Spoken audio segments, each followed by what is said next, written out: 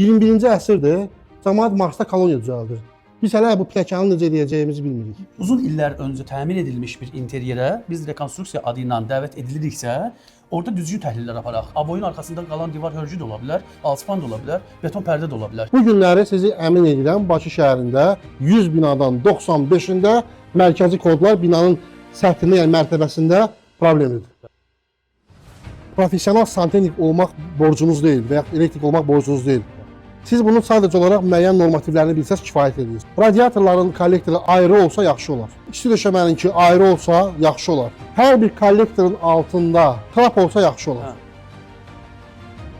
Pəncərələrin kənarları, pəncərəyə yaxın olan bütün ərazilərin hamısı soyuq zona sayılır. Mütləq qaydada binalarda şimal olan hissələrdə diqqətli olacaqsınız. Rütubətin qarşısını alan yeganə vasitə isitmə deyil, havalandırmadır.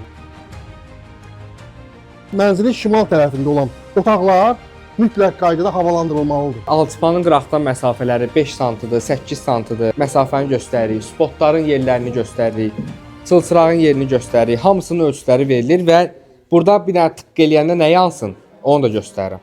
İnsanlara müasir materiallardan dərsdir, inşaat fizikasından, təmir fizikasından dərsdir, təbii proseslərdən dərsdir. Hansını ki, bu günlər siz burada alırsınız.